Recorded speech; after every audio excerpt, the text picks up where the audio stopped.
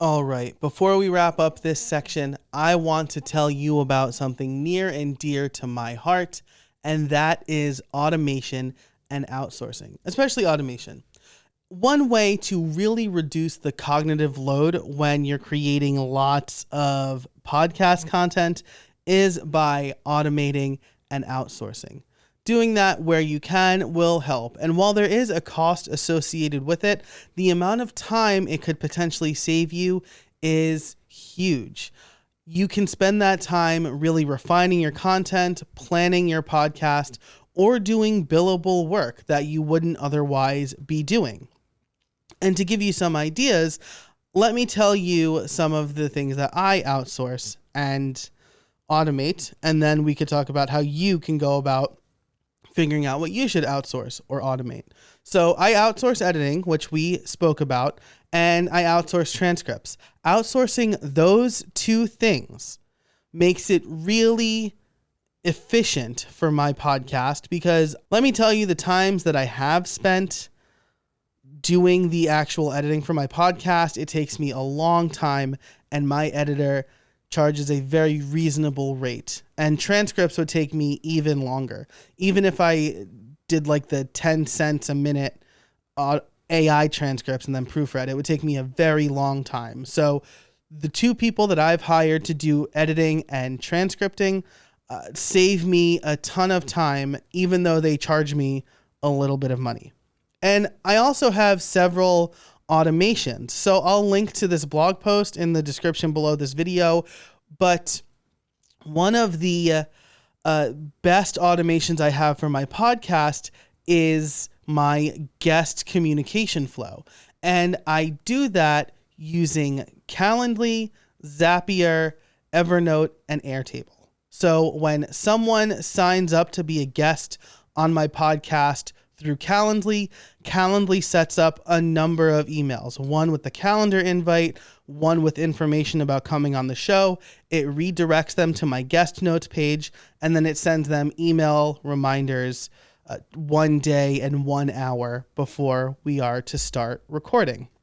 It also kicks off a Zapier automation where it takes the information from Calendly, creates a show notes template in Evernote, and then adds the information to the Airtable that you saw. So everything in that Airtable, essentially, except for the sponsors, is auto-populated from Zapier, which is fantastic. So all I do is send my potential guest a Calendly link, and we're off to the races. Everything else is created automatically. And actually, I have a nice automation too. I'll link that in the description below for guest outreach, where I have a spreadsheet of people I want to reach out to. And then I have a column that basically tells Zapier, send the email. It includes the scheduling link if they're interested, so I can batch that too. And that's all on the front end before we start recording. Once we are done recording, a whole new set of automations kick off. So Calendly will email them about an hour after we're done recording, reminding them to send me their side of the audio and thanking them for coming on the show. Once I have my audio, their audio, and the bumpers, I put everything into a folder called Needs Editing, and it gets sent off to my editor. He gets an email telling him that there's a new episode to edit. Once he edits it, he puts it in the Needs Transcribing folder. And from there, it automatically gets uploaded to my audio host, and my transcriber gets an email so she knows to start transcribing those episodes. And then she sends me the Google Doc, and that's when I pick it up again. So I will manually add everything to WordPress, including an episode number and the guest's email and name. And then once the episode publishes, a redirect is automatically created, and an email is automatically sent to the guest telling them that their episode is live and asking them to share it if they'd be so kind. So how do you go about automating your podcast? Hopefully this has given you, my walkthrough has given you some ideas for how you can improve your process. But here are a few concrete tasks for you to figure out what you can outsource and automate. First, make a list of everything that you do for your podcast. The checklists in the workbook should help here. If you follow the process that I've laid out in this course, then you should have a pretty clear list of everything you do. For each task, ask yourself if a person needs to do it. If a person doesn't need to do it, it is prime for automation.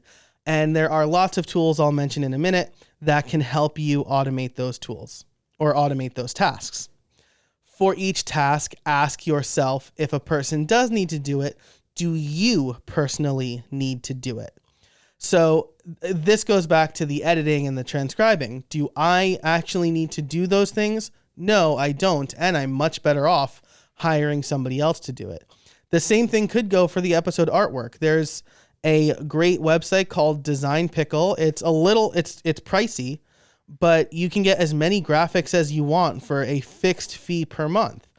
And so I create all of the artwork for all of my content. Maybe if I paid for Design Pickle, that's one less thing I'd have to worry about. And since we've planned our content 12 to 20 weeks in advance, we can give them a full list and have all of those pieces of artwork created in a month or so.